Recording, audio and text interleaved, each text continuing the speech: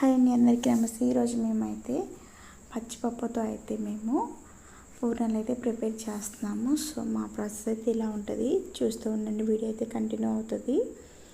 And మంచిగా wash చేసుకుని నానబెట్టేసాము. వాటిని మళ్ళీ మేము నానిన తర్వాత కుక్కర్లో అయితే వేసి మేము కొంచెం వాటర్ అనేది పోసాము వాటికి సరిపడా. సో మనకు ఒక 5 విజిల్ వస్తే సరిపోతుందండి. మెత్తగా అయితే కుక్ అయిపోతుంది పప్పు.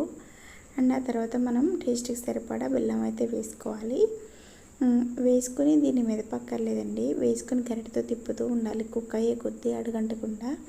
అండ్ ఆ తర్వాత అయితే మనం ఉండల్లా చేసుకుని మనం దోశ బ్యాటర్ ఉంటుంది కదా, దాంట్లో అయితే ముంచేసి మనం పూర్ణంలో అయితే వేస్తే చాలా టేస్ట్గా ఉంటుంది.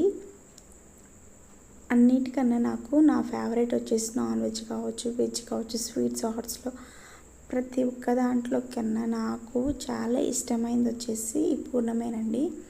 నేను ఇప్పుడు అమ్మ దగ్గరకు వచ్చినా నేను పర్టికులర్గా నేను చేయించుకుంటాను, నాకు చాలా ఇష్టము. అలానే మీకైతే రాని వాళ్ళు కూడా చాలా ఈజీ ప్రాసెస్లో చేసుకోవచ్చు, చాలా ఈజీ అనమాట. అండ్ మనకు వచ్చేసి రౌండ్ షేప్ రావడం చాలా కష్టంగా ఉంటుంది. అండ్ అలానే చిన్న హోల్ పడినవి లీక్ అయిపోతూ ఉంటాయి. ఇలా జాగ్రత్తగా అయితే వేసుకోవాలి. ఇవి వచ్చేసి నేనే వేసానండి. ఈ వీడియో అయితే నచ్చింది అనుకుంటున్నాను. నచ్చినట్లయితే లైక్ చేయడం, షేర్ చేయడం, సబ్స్క్రైబ్ చేయడం మాత్రం మర్చిపోకండి.